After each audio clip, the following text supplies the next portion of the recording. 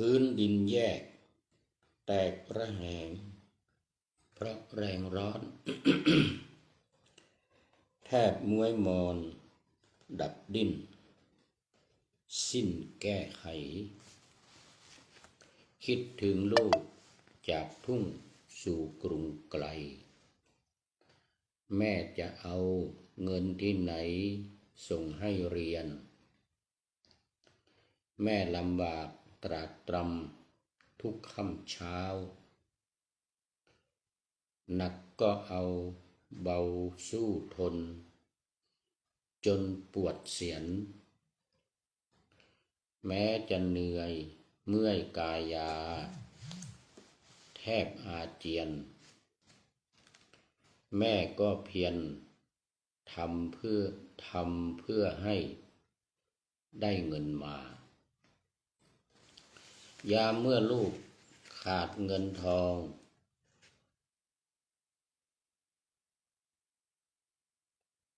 ต้องเดือดร้อนแม่วิ่งว่อนร่อนหาเงินกู้ยืมหนาผลสุดท้ายต้องจำใจขายที่นาเพื่อลูกยาของแม่ยอมพลีขอถวายความนอบน้อมแด่พระรัตนตรัยมีพระพุทธเจ้าเป็นต้นขอถวายความเคารพพระมหาเถระพระเถรานุเถระเจ้าคณะพระสังฆาธิการทั่วโลกมีพระเดชพระคุณพระธรรมเสนาบดีเจ้าคณะภาค7วัดพระธาตุดอยสุเทพเป็นต้นและขออำนวยพรแด่ท่านผู้ฟังท่านผู้ชมสาธุชนพุทธบริษัททั้งหลายวันนี้รายการนาวาวังทองของวัดพระธาตุดอยสุเทพออกอากาศทางสถานีวิทยุ2 แห่งคือวัดพระธาตุดอยสุเทพระบบ FM 96 เมกะเฮิรตซ์มีพ่อครูวันลบนามวงพรหมเป็นผู้อำนวยการอาจารย์พระมหาประสิทธิ์ประสาธิโกเป็นหัวหน้าสถานีและอาตมาภาพพระครูปริยัติยานุศาสตร์เป็นผู้บรรยายเป็นประจำในวันศุกร์เสาร์อาทิตย์เวลา7:30 นาทีถึง8 นาฬิกาและ13 ถึง 14 นาฬิกาวันศุกร์และวันเสาร์3 วันนี้มันมีอยู่5 เวลา30 นาที3 วันแต่1 ชั่วโมงนี่2 วันวันศุกร์กับวันเสาร์รวมแล้ว3 วันก็5 เวลา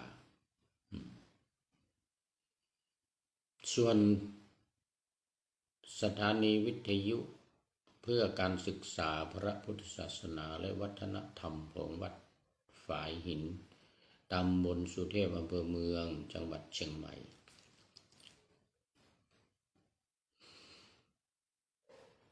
ออกอากาศเวลา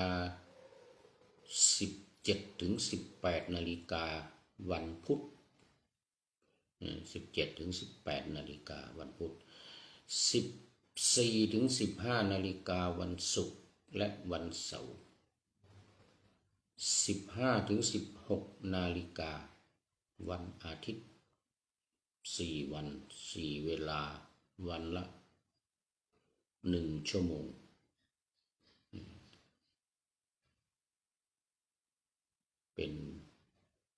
ประจำอย่างวันนี้ก็เป็นภาคบ่าย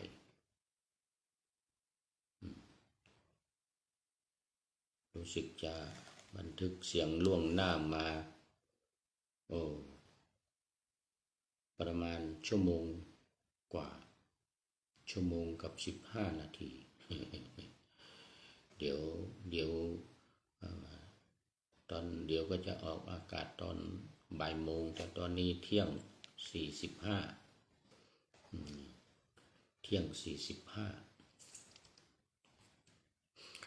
เพราะว่าต้องให้เสร็จก่อนบ่ายโมงเนื่องจากว่าจะต้องไปเรียนหนังสือตอนบ่ายโมงตอนบ่ายสองตอนบ่ายโมง45ก็ต้องเสร็จแล้วก็เดินทางไปห้องเรียนแต่ตอนนี้ดีหน่อยรถไฟฟ้ามาแล้วก็นับไปไม่ถึง5 นาทีก็ถึงแล้วประมาณ3 นาที3-4 นาทีก็ถึงแล้วดีหน่อยเพราะว่ามันเจ็บหัวเข่าถ้าค่อยๆเดินไปตอกแต๊กนี่ก็ประมาณ15 นาทีจะถึงห้องเรียนนี่นะอย่างน้อยก็12 นาทีที่นับดูนะประมาณ12 นาทีเดินค่อยๆเดินไปมันตอกแต๊กนี่มันเดี๋ยวมันหัวเข่าเนี่ยมันเจ็บหัวเข่าเนี่ยเดี๋ยวมันจะงอบแงบนูนะงอบแงบในภาษาไทยหมายถึงอะไรมันงอบแงบเลยนะแต่กับเมืองล้านนานี่ก็คือมันล้มลงนะเจ็บหัวเข่าแล้วก็เดินไปมันล้มลงนี่นะนี่เขาเรียกว่างอบแงบเดินไปงอบแงบลงนะ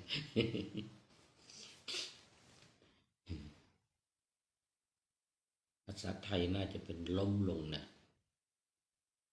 ล้มลง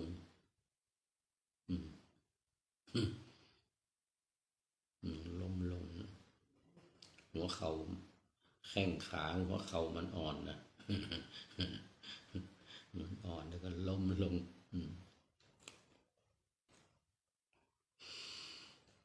นะอันนี้ก็บันทึกเสียงจากวัดดอยสะพันอยู่เหมือนเดิมตำบลแม่วางอำเภอตำบลดอนเปาอำเภอแม่วางจังหวัดเชียงใหม่นี่ท่านพระครูสุตตกิจจาภิรมย์เจ้าอาวาสแล้วก็รักษาการเจ้าคณะอำเภอแม่วางนี่ก็อำนวยความสะดวกสนับสนุนให้ผู้พูดนี่ได้เรียนบาลีเตรียมสอบปรริญญาธรรม6 ประโยคปีหน้าในเดือนมกราเนี่ยนะฟังปีหน้าแล้วดูตกใจนะดูจะนานแต่ว่าไม่นานนะเดือนนี้เหลือจากนี้ไปอีกก็เดือนกว่านิดหน่อยนี่วันที่เท่าไหร่แล้วเนี่ยวันที่13แล้วเดือน1 กับ 7 วันก็จะสอบเดือนมกรานี่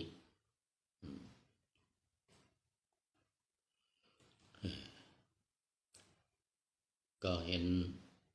วันนี้ก็ไม่ได้มีเจ้าภาพพิเศษก็เป็นเจ้าภาพรวมของคณะสงฆ์ภาค 7โดยงบประมาณของพระสังฆาธิการตั้งแต่เจ้าคณะภาคลงมาถึงเจ้าอาวาสเงินนิยพัฒน์ของแต่ละรูปเนี่ย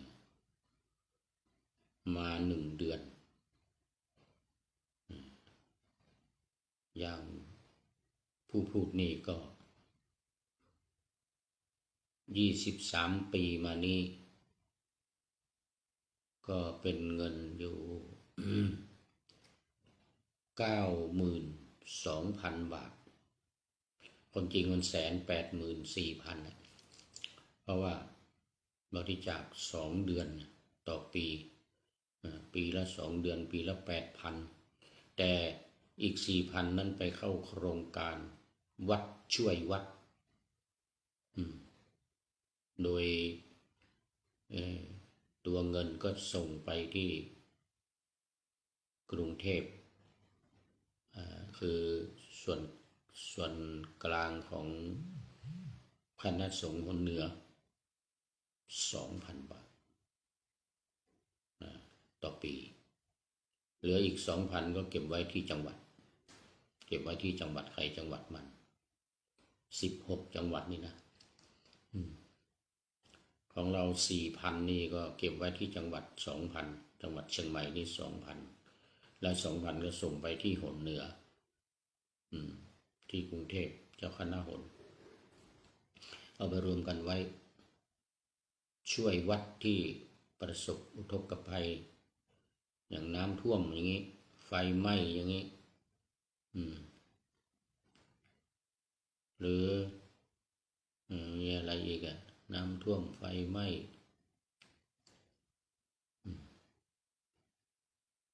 หรือวัดมันพัง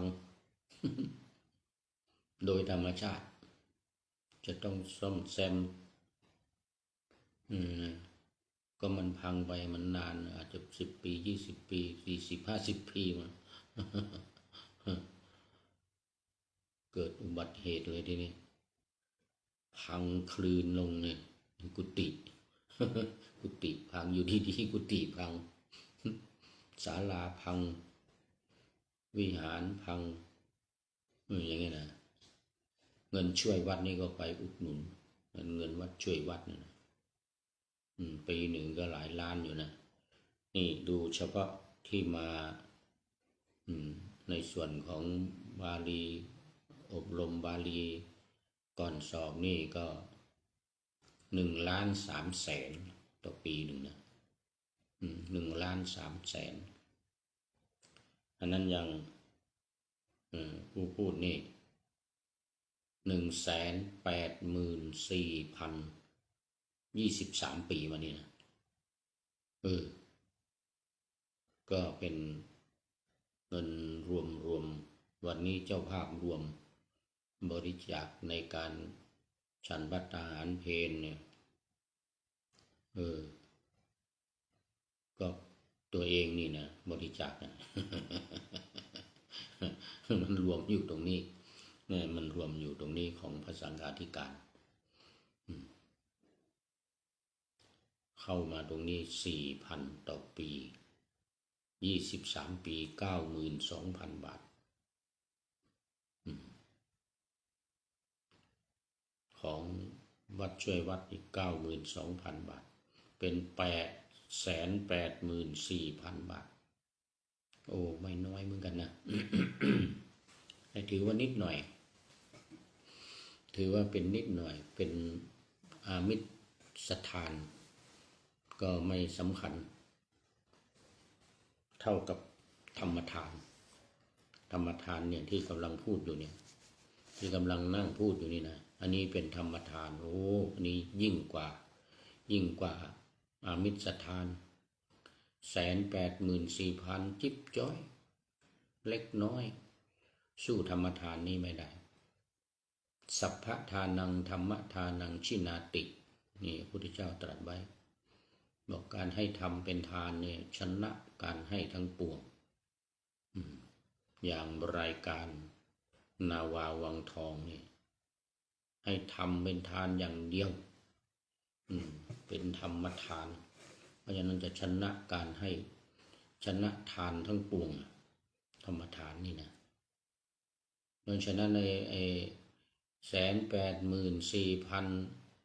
184,023 ปีมานี่นะจิ๊บจ้อย นิดหน่อยจิ๊บจ้อยไม่มากไม่มายอะไร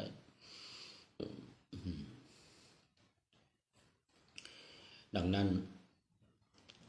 ต้องหาพิเศษมาเป็นข้าวผัดอาหารเช้าเพลน้ำปานะเนี่ยทุกวันนี่นะเพียงแต่วันนี้มันไม่มีมันไม่มีเป็นพิเศษมา เมื่อวานนี้มีหลวงพ่อเจ้าอาวาสวัดพระธาตุศรีจอมทองมาเองเลยหลวงพ่อสุวรรณเมธีพระสุวรรณเมธีหลวงพ่อเจ้าคุณแสวงมาเองเลยเมื่อวานนี้พร้อมกับสำนักเรียนพระปริยัติธรรมวัดพระธาตุศรีจอมทองเป็นเจ้าภาพเมื่อวานวันนี้ไม่มีก็รวมคณะสงฆ์ภาค7ทั้งหมดเลยเป็นเจ้าภาพโมทนาให้คณะสงฆ์ภาค7นี่พระเดชพระคุณหลวงพ่อพระธรรมเสนาบดีหลวงพ่อเจ้าคณะภาค7เป็นประธานหลวงพ่อเจ้าคณะจังหวัดเชียงใหม่พระเทพมังคลาจารย์วัดธาตุตอนหลวงพ่อเจ้าคณะจังหวัดลำพูนพระเทพรัตนนายกวัดพระธาตุธริพุนชัยแล้วก็หลวงพ่อพระสุมนศาสนกิจวัดพระธาตุดอยกองมูจังหวัดแม่ฮ่องสอนทั้ง3ท่านเป็นเจ้าภาพถวายภัตตาหารในวันนี้สาธุเรากับพระสังฆาธิการทุกระดับตั้งแต่เจ้าคณะอำเภอรองเจ้าคณะอำเภอเจ้าคณะตำบลรองเจ้าคณะตำบลเจ้าอาวาสทุกรูปทุกองค์รวมทั้งที่ปรึกษาเจ้าคณะภาคเจ้าคณะจังหวัดที่ปรึกษาเจ้าคณะอำเภอที่ปรึกษาเจ้าคณะตำบลไม่มีที่ปรึกษาเจ้าอาวาสเจ้าอาวาสนี่ไม่เป็นที่ปรึกษาเจ้าคณะตำบลท่าเกษียณก็วันนี้ก็โมทนาให้กับคณะเจ้าคณะเจ้าภาพกับเจ้าคณะพระสังฆาธิการคณะสงฆ์ภาค73จังหวัดทุกรูปสาธุให้ตัวเองด้วย ให้ตัวเองด้วยแนะนำที่ปรึกษาเจ้าคณะอำเภอเมืองเชียงใหม่ปีละ 4,000 บาท23 ปีมานี่ 92,000 บาทนี่เป็นเจ้าภาพรวมอาหารเช้าอาหารเพลน้ำปานะถ้าไม่มีพิเศษมาก็คณะสงฆ์ภาค7รวมเลยเป็นเจ้าภาพรวมโมทนาเป็นอย่างยิ่งแล้วตอนนี้เข้ามาสู่เนื้อหาสาระของธรรมะกันเลยเดี๋ยวจะวิหารลายนี่ไม่ทันเลยหมดเวลาอีกเหมือนเมื่อวานไม่ทันจบเมื่อวานไม่ทันจบอังกุละพาเทพบุตรเนี่ยอังกุละเทพบุตรมาถึงตอนที่อังกุละเทพบุตรนั่งไกลอินทกะเทพบุตร ขอไว้อินทกะเทพบุตรนั่งไกลกว่าพระพุทธองค์จึงตรัสถาม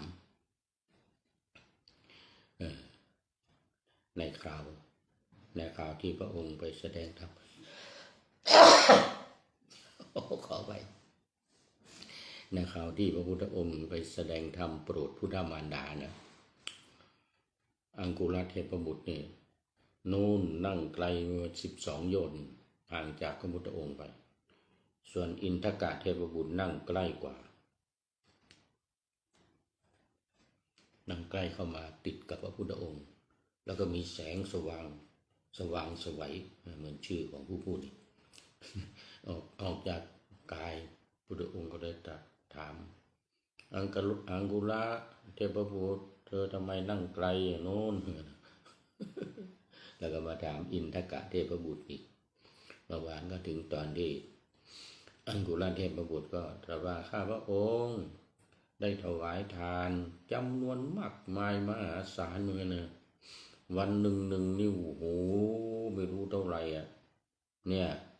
คนงานที่มาช่วยเนี่ยอะไรผู้หญิง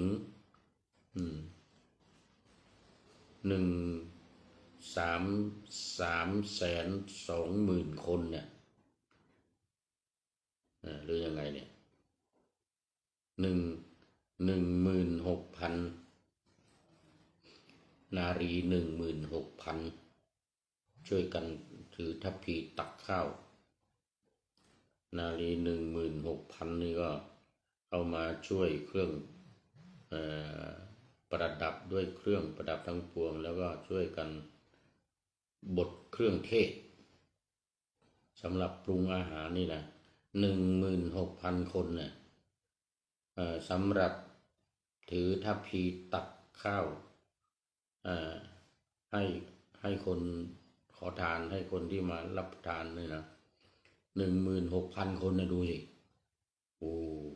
ทุกวันจนตายแล้วได้มาเกิดบนสวรรค์นี่ว่างั้นนะเลยนั่งไกลหน่อย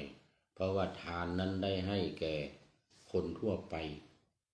ไม่รู้ว่ามีศีลหรือไม่มีศีลก็ไม่รู้ว่ามันได้อานิสงส์น้อยว่างั้นนะเลยอยู่ไกลส่วนอินทกะเทพบุตรนี่พระพุทธองค์ก็หันมาตรัสมาถามอินทกะเทพบุตรอินทกะเทพบุตรทำไมเธอได้มานั่งใกล้เธอได้มานั่งใกล้พระพุทธเจ้าโอ้ข้าพระองค์ก่อนจะตายนี่ได้ถวายภัตตาหารแก่พระสารีบุตรธรรมเสนาบดีว่างั้นนะพระธรรมเสนาบดีสารีบุตรว่างั้นนะซึ่งเป็นพระอรหันต์เป็นนาบุญที่ดีกว่าอังคุลเทพบุตรนะเพราะว่าเป็นพระผู้ทรงศีลทรงธรรมแม้นิดเดียวไม่มากถวายทัพพีเดียวว่างั้นนะอันนั้นนาสตรีถือทัพพีตัก16,000 คนนะแต่ของข้าพระองค์นี้ทัพพีเดียวแต่ถวายแก่ผู้มีศีลถวายพระสารีบุตรเสนาบดีอัครสาวกเบื้องขวาของพระองค์ว่างั้นนะอานิสงส์จึงได้เข้ามานั่งใกล้กว่าอังคุลเทพบุตร อังคุลเทพบุตรอยู่นู่น12 โยชน์ถ้าพระองค์มานั่งใกล้ติดพระพุทธเจ้านี่เนี่ยเพราะอะไรเพราะอานิสงส์มันต่างกันพันข้าวจะดีขนาดไหนวะนะข้าวเหนียวสันป่าตองเนอะข้าวมัสมัตตีของอินเดียเหรอก็ตามนะแต่ถ้าไปปลูกนาดอนเหมือนกันนะนาดอนน้ำน้อยน้ำไม่สมบูรณ์ข้าวก็ไม่สมบูรณ์ผลออกมาก็แค่แกรนได้ข้าวเม็ดข้าวรีบ ได้ข้าวรีบได้ข้าวนิดหน่อยแต่พันข้าวมันไม่ต้องมัสมัตตีหรือไม่ต้องข้าวเหนียวสันป่าตองนะหรือว่าข้าวหอมมะลิอะไรก็ตามนะข้าวธรรมดานี่แหละแต่ปลูกในนาลุ่มสมมติปีนั้นมีน้ำน้อยนะปลูกที่นาลุ่มนะไม่ได้ไปปลูกนาดอนนะน้ำก็ไหลมาสม่ำเสมอเนี่ยดินก็ดีดินได้น้ำดีมันก็ดินดีผลออกมาข้าวก็เมล็ดใหญ่เมล็ดโตกว่าข้าวเหนียวสันป่าตองหรือว่าข้าวหอมมะลิว่างั้นนะอันนี้พันธุ์ดีขนาดไหนก็ตามจะไปปลูกนาดอนนะสู้พันธุ์ไม่ดีแต่ปลูกนาลุ่มนี่ไม่ได้ว่างั้นนะ อินทกะเทพบุตรเข้าใจพูด เข้าใจพูดถ้าพระองค์นี่มันอาหารทัพพีเดียวกับข้าว ข้าวทัพพีหนึ่งอาหารนิดหน่อยมานะแต่ถวายแก่ท่านพระสารีบุตรธรรมเสนาบดีผู้มีศีลอานิสงส์บุญยิ่งได้ต่างกันมากและเทียบกับอังกุลเทพบุตรจึงให้ทานตลอดชีวิตแก่คนเป็นล้านแสนล้านคนที่มากินวันหนึ่งเนี่ยต่อครั้งหนึ่งเนี่ยต่อวันเนี่ยดูนางไอ้ที่ถือทัพพีตักข้าวเนี่ย16,000 คนดูตักทีหนึ่งก็16,000คนที่มารับทานแต่เป็นคนธรรมดาไม่มีศีลไม่มีธรรมบางคนอาจจะเป็นคนชั่วก็ได้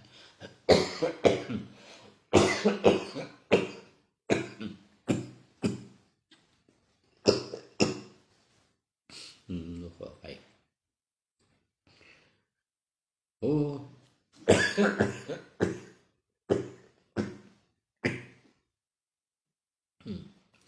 วันนี้แย่เลยตั้งแต่เช้าตอนเช้าตื่นมาจัดรายการเสียงไม่ออกพูดเก็บเสียงไม่ออกจัดไป1 รายการอันนี้ขอต้อนรับคุณโยมคณิตประสานสุขโอ้คุณโยมคณิตประสานสุขนี่นานแล้ว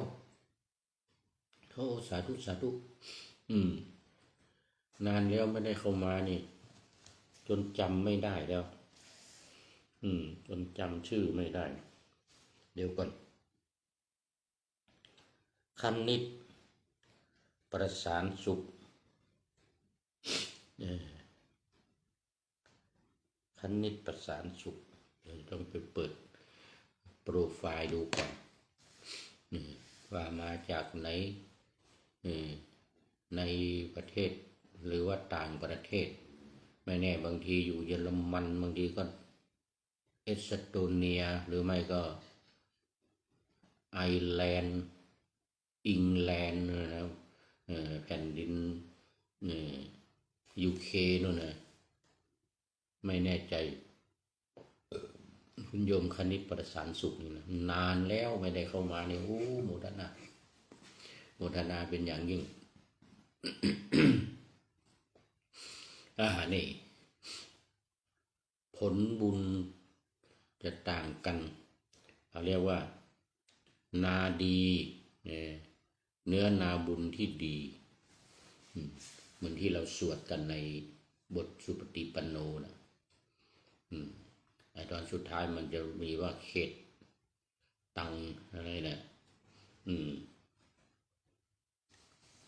บุญญาเขตบุญญาเขตตังโลกัสสะนะบุญญาเขตตังโลกัสสะนาบุญนาบุญของโลกนาบุญเขาเป็นนาบุญของโลกคือเป็นที่นาที่ทำบุญนะพระอรหันต์ที่สมบูรณ์ด้วยศีล ด้วยศีลด้วยธรรมนะไม่มีกิเลสแล้วก็มีศีลบริสุทธิ์ธรรมะที่เป็นอริยสัจสี่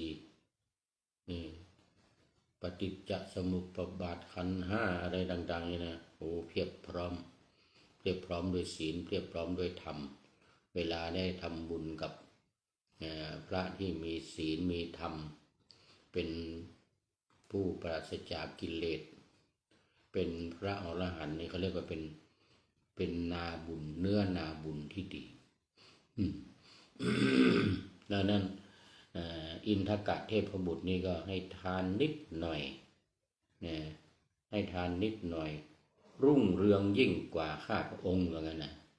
ดังดวงจันทร์รุ่งเรืองยิ่งกว่าหมู่ดาวว่างั้นอังกุลเทพบุตรพูด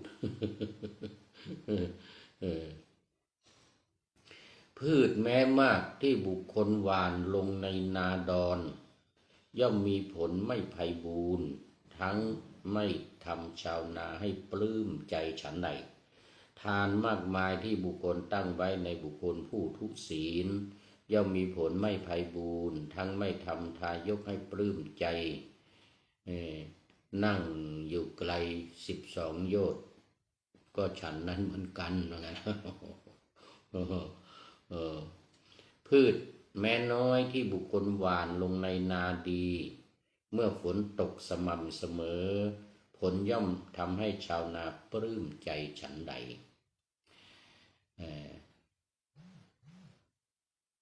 อุปการะแม้น้อยที่บุคคลทำแล้วในท่านผู้มีศีลมีคุณความดีผู้คงที่บุญย่อมกลับมีผลมากฉันนั้นเหมือนกันควรเลือกให้ทานในเขตที่บุคคลให้แล้วมีผลมากทายกเลือกให้ทานแล้วจึงไปสู่สวรรค์ทานที่เลือกให้พระสุคตศาสดาสัมมาสัมพุทธเจ้าทรงสรรเสริญทานที่ทายกให้ในพระทักขิณยบุคคลอันทั้งหลายซึ่งยังอยู่ในมนุษย์โลกนี้ย่อมมีผลมากเหมือนพืชที่หว่านลงในนาดีนาดีอังกุลเปตวัตถุที่9นี้ก็จบในวันนี้แล้วไหน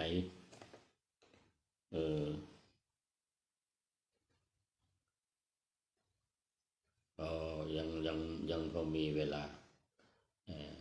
เนื้อหาสาระจากพระไตรปิฎกฉบับมหาจุฬาเล่มที่26นี่ก็เป็นขุทกนิกายตั้งแต่เล่มที่25ถึงเล่มที่33อันนี้เล่มที่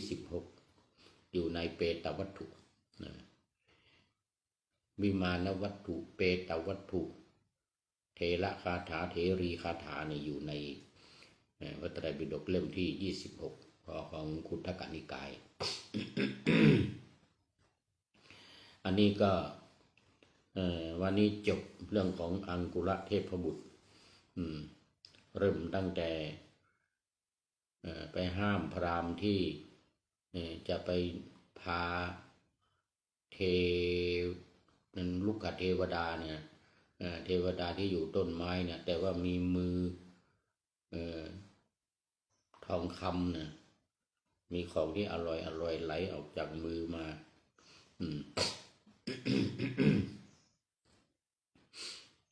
จะเอาไปบ้านว่างั้นนะเอาไปแล้วจะได้กินของอร่อยพราหมณ์เนี่ยที่ไปค้าขายด้วยกันเนี่ยพราหมณ์พ่อค้าเนี่ยอังกุระเทพบุตรนี่ก็เป็นพาณิชย์ตอนนั้นอังกุระพาณิชย์ก็ห้ามพราหมณ์เห็นแล้วตัวเองก็ได้เห็น เทวดาที่อยู่ต้นไม้นั้นมีผิวพรรณไม่ดีหน้าตาบูดเบี้ยวปากเปรี้ยวอย่างนี้ เทวดาเนี่ยนะแต่ดีแต่มืออย่างเดียวปรากฏว่าเทวดานั้นชี้ทางให้คนทั้งหลายไปรับทานบ้านเศรษฐีใครมาถามใครเดินทางมาก็ถามที่ไหนบ้านเศรษฐีที่ให้ทานนู่นอยู่นู่นเนี่ยอันนี้ส่งบุญที่ได้ชี้ให้คนทั้งหลายไปรับไทยทานไปรับทานไปรับข้าวปลาอาหารเนี่ยซึ่งทำให้เป็นคนที่มีของดีอร่อยไหลออกจากมือนี้ตลอดเวลาแล้วก็มีกลิ่นหอมอันนี้แต่หน้าตาไม่ดีผิวพรรณไม่ดีหน้าตาบูดเบี้ยวเพราะว่าพอชี้ให้เขาไปแล้วเนี่ยตัวเองนี่กับไม่ทำไม่ชอบใจบางทีก็ทำหน้าบิดหน้าเบี้ยวไม่พอใจเวลาใครมีถามเลยนะชี้ไปตัวเองไม่ชอบ เทวดานี่นะ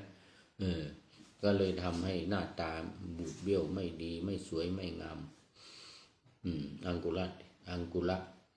พ พาณิชย์นี่ก็เลยพอกลับไปแล้วก็โอ้ตั้งอกตั้งใจทำบุญมีความยิ้มแย้มแจ่มใสร่าเริงเบิกบานเวลาทำบุญไม่หน้าตาบูดเบี้ยวไม่ทำหน้าสยิวดูถูกคนยากคนจนหรือว่าไม่อยากจะคลุกคลีกับคนยากคนจนยาจกวันนี้พบคนขอทั้งหลายหรือคนเดินทางไกลมาก็ตามที่มากินข้าวกินปลาในอาหารนี่นะแม้จะทำดีแต่ว่าไม่ชอบใจเขาทำเหยียดหยามดูถูกดูหมิ่นเขาโอ้ทำหน้าตาไม่ชอบใจนี่นะ อันเนี้ยมันทำให้เทวดาเนี่ยหน้าตาไม่สวยผิวก็ดำคล้ำดำปีว่างั้นนะดีแต่มืออย่างเดียวชี้ไปให้นุ่นไปนุ่นไปที่เศรษฐีเขาให้ทานนุ่นว่าตัวเองเป็นคนยากคนจนเหมือนกันนั่นแหละไม่ได้ร่ำรวยอะไรนะ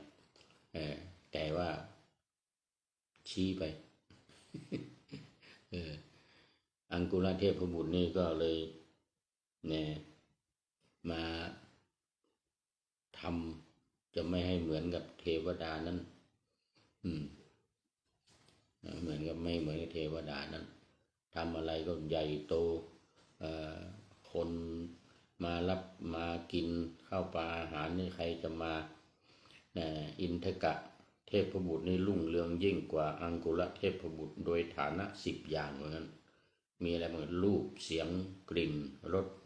โผฏฐัพพะที่น่ารื่นรมใจนะ10 อย่างนี้เลยนะรูปเสียงกลิ่นรสโผฏฐัพพะ5 อย่างรื่นรมใจ6อายุ7ยศ8วรรณะ9สุขและ10ความเป็นใหญ่10 อย่างนี้เหนืออังกุลเทพบุตรเพราะอังกุลเทพบุตรนี่ได้ทำบุญให้แก่คนทั่วไปคนทุศีลคนมีไม่มีศีลหรือมีอะไรมีไม่มีก็ไม่รู้คนขอทานคนเดินทางอะไรต่างๆแต่อินทกะเทพบุตรนี่ได้ถวายแก่พระอริยบุคคลพระสารีบุตร ซึ่งเป็นพระอริยบุคคลเป็นเนื้อนาบุญที่ดีอันนี้ก็ฝากให้กับท่านทั้งหลายในรายการนาวาวังทองวันนี้ซึ่งเป็นรายการสืบเนื่องมาจากโครงการปูทางสู่การตื่นรู้หรือการตรัสรู้เนี่ยนะของสำนักพระราชวังของสำนักพระราชวังซึ่งมีหลักการ4วิธีการ6ก็คือ1ระลึกพระรัตนตรัย2ท่องธาตุ4 3ท่องขันธ์5 4จัดขันธ์5เนี่ยลงในอริยสัจ4กำหนดความเกิดความดับมาแหละลงในอริยสัจ4อันนี้เป็นหลักการ4อย่างแล้วก็วิธีการ6ก็4อย่างนี้เหมือนกันเพิ่มมาอีก2ข้อ3กับข้อ5นี่ก็คือการพิจารณากาย6ขั้นตอนและการเรียนรู้ขันธ์5คือทำความเข้าใจว่ารูปเวทนาสัญญาสังขารวิญญาณเนี่ยมีความหมายยังไง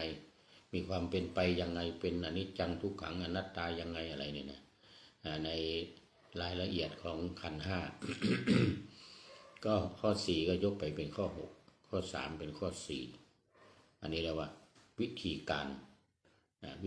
6หลักการ4วิธีการ6ของสำนักพระราชวังซึ่ง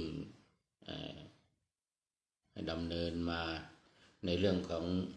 เรื่องเทวดาเนี่ยก็หมายถึงเรื่องของการทำบุญนี่แหละการทำบุญในเนื้อนาบุญที่ดี อันนี้โครงการหลักการของสำนักพระราชวังก็บ่งชัดเจนเพราะว่าโครงการนี้นำมาจากสำนักศึกษาธรรม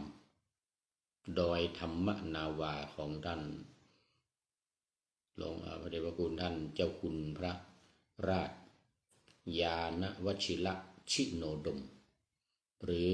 เจ้าคุณอาจารย์ต้น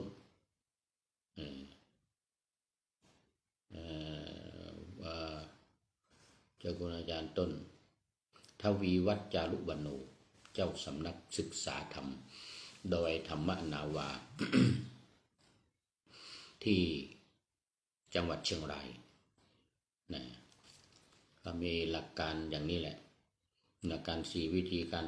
6เราก็เน้นหนักในเรื่องของการท่องให้จำทำให้เข้าใจปฏิบัติไปตามธรรมะนั้นอย่างเคร่งครัดจนได้พ้นจากทุกข์และถึงสุขบรมสุขคือนิพพานังปรมังสุขังนะพระนิพพานเป็นสุขอย่างยิ่งแต่ถ้าหากว่าถึงยังไม่ถึงสุขอย่างยิ่งยังไม่ถึงพระนิพพานยังไม่ถึงการตื่นรู้หรือการตรัสรู้ก็อยู่ในระหว่างขอให้ได้ไปอยู่เป็นชาวทิพย์บนสวรรค์หรือในวิมานต่างๆนี่เหมือนเทพบุตรเนี่ยเทพบุตร2 องค์เนี่ยอินทกะเทพบุตรกับ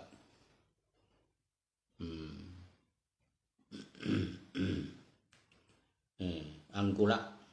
เทพบุตรนี้อังกุระเทพบุตรนี้ดังนั้นในโครงการปูทางสู่การตื่นรู้นี่ก็เตรียมรับผลตั้งแต่ระดับต่ำไปจนถึงระดับสูงแต่เป้าหมายอยู่ที่ระดับสูงนะเป้าหมายอยู่ที่การพ้นทุกข์แต่เมื่อยังไม่พ้นทุกข์นี่อย่างน้อยก็ได้ไปสวรรค์ได้ไปอยู่วิมานนี่วิมานวัตถุนี่วิมานวัตถุเปตวัตถุในพระไตรปิฎกเล่มที่25นี้ไตรปิฎกเล่มที่25นี้ เป็นอย่างน้อยไม่ลงไปในอบายในอสุรกายในวินิบาตนรก8 ขุมนี่นะแต่ด้วยการเลือกเฟ้นในการทำบุญจึงได้ไปอยู่กับหมู่ชาวทิพย์ที่ดีหน่อยถึงไม่บรรลุโสดาบันสกทาคามีอนาคามีอะไรก็ตามแต่ก็ยังมีจิตเลื่อมใสในพระไตรปิฎกก็พ้นจากอบายไปสู่สุคติโลกสวรรค์อยู่กับชาวทิพย์ทั้งหลายแม้การทำบุญจึงเป็นต้นเหตุสำคัญในการที่จะให้ได้ไปอยู่กับชาวทิพย์นี่นะได้เป็นเทวดาได้เป็นพรหมเป็นมารเป็นพรหมเป็นเทพบุตรอยู่ในสวรรค์ชั้นดุสิตอย่างนี้นะก็ขึ้นอยู่ที่การทำบุญถวายทานแก่บุคคลผู้เป็นทักขิณายบุคคลเป็นอริยบุคคลตั้งแต่เป็นพระโสดาบันสกทาคามีอนาคามีจนถึงอรหันต์เป็นที่สุดจึงจะได้บุญสุดยอดอานิสงส์สุดยอดเวลาไปเกิดบนสวรรค์ก็ไปอยู่ใกล้พระพุทธเจ้าหรือไปอยู่ใกล้กับท้าวสักกะท้าวสักกะนี่มีเทวดาเป็นมเหสีเนี่ยเป็นล้านเป็นหมื่นจะมาอยู่ใกล้ทั้งหมดได้ยังไงอยู่ใกล้ก็ไม่กี่องค์ตรงนั้นก็ต้องอยู่ไกลออกไปตามกรรมตามบุญที่ตัวเองได้บำเพ็ญมา เป็นเมียของพญาอินทร์เป็นเมียของท้าวสักกะก็จริงแต่ไม่ได้อยู่ใกล้นู้นอยู่ไกลนู้นเพราะบุญน้อยทำบุญในเขตนาบุญที่ไม่ดีเนี่ยเหมือนอังคุระเทพบุตรเนี่ยเพราะว่าท้าวสักกะหรือพญาอินทร์เทวดาที่เป็นมเหสีของท้าวสักกะเนี่ยถ้าขึ้นมาในนั้นน่ะก็ในดาวดึงส์เนี่ยมีท้าวสักกะคนเดียวนะที่เป็นเจ้าพ่อ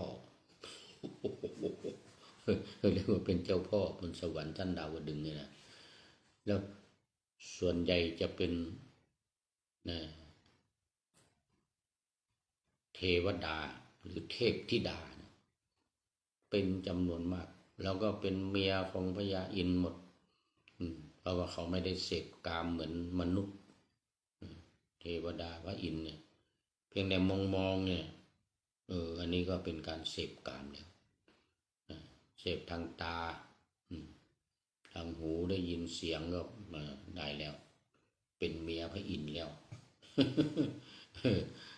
คุณโยมคณิตประสานสุขคุณโยมคณิตประสานสุขวันนี้ เป็นท่านเดียวเข้ามาในรายการวันนี้ก็เป็นท่านสุดท้ายเนี่ยเข้ามาในรายการโมทนาเป็นอย่างยิ่งมาดูข้อคิดท้ายรายการวันนี้ข้อคิดท้ายรายการวันนี้ได้จากเดี๋ยวก่อน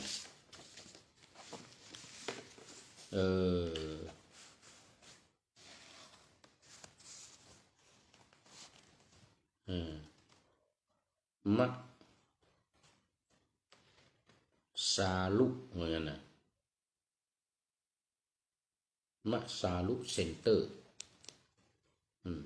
แบรนด์มัดสาลุเซ็นเตอร์ศูนย์รวมแบรนด์ไร้สายสปอนเซอร์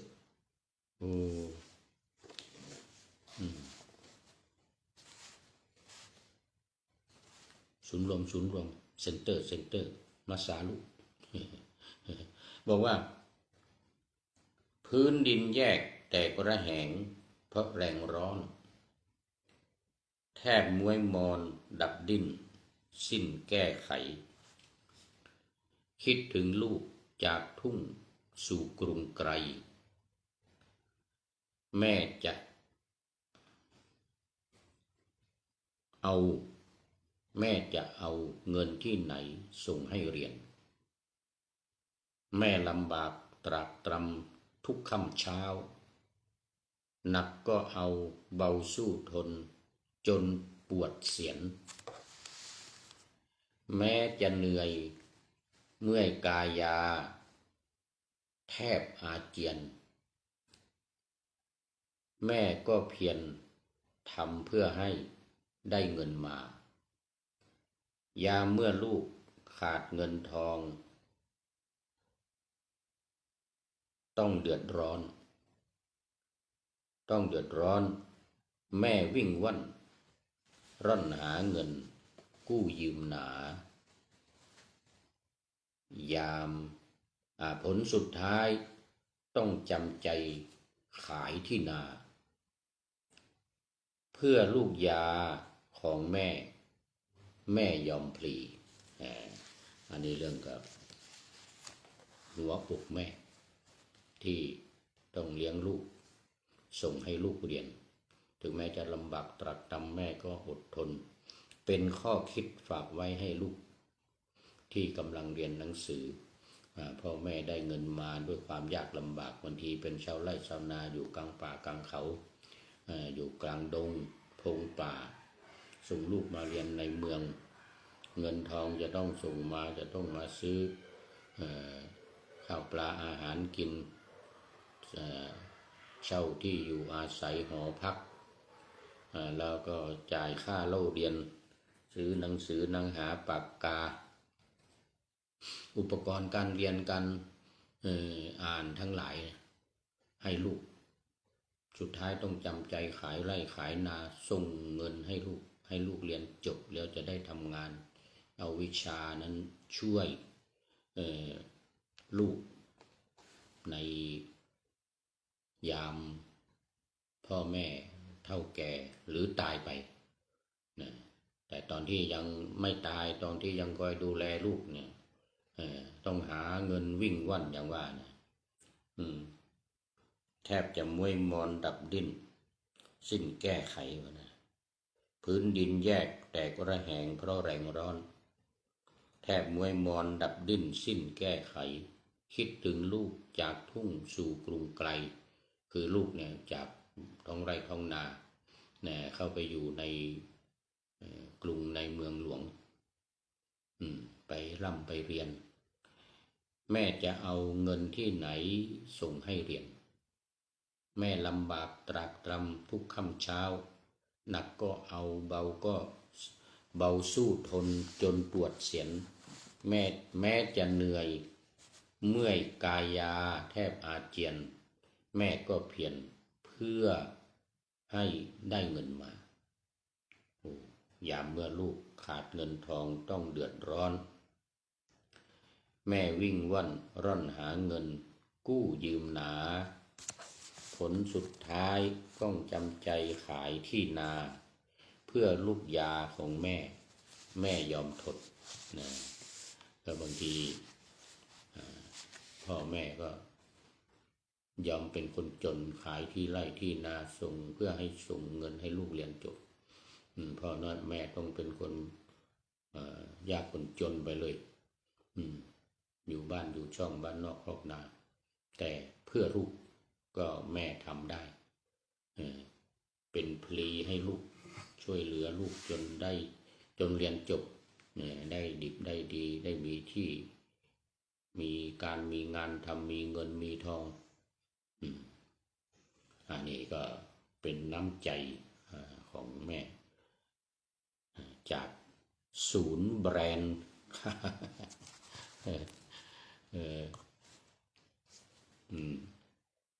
อุปกรณ์การไฟฟ้าไร้สายทั้งหลายไม่ต้องต่อสายหน่อยอย่างนี้ไม่มีไร้สาย ไฟเข้าไฟมีอย่างนี้เป็นต้นแล้ววันนี้โมทนากับคุณโยมคณิตนะประสานสุขเป็นอย่างยิ่งไว้ณที่นี้แล้วก็ศูนย์แบรนด์เขาคางไร้สายเครื่องอุปกรณ์ไฟฟ้าไร้สายไว้ณที่นี้เป็นอย่างยิ่งขอนำนาวาวังทองไปก่อนแล้วจะย้อนมาใหม่ในวันหน้าคือวันพุธศุกร์เสาร์อาทิตย์ตามตารางเวลาที่วางอยู่ข้างในเป็นธรรมะจากพระราชวังเป็นนาวาโด่งดังสว่างไสวเป็นทองคำล้ำค่ากว่าสิ่งใดชุบชีวิตจิตใจให้ใสงามตอนนี้ขอต้อนรับคุณโยมเพทายสุวรรณสิงหราชกราบสาธุงั้นนะวันนี้เป็นสุดท้ายนึกว่าคุณโยมคณิตประสานสุขต้องมาอีกท่านหนึ่งสุดท้ายจริงๆแล้วนี้หมดเวลาสุดท้ายจริงๆตอนนี้หมดเวลานะ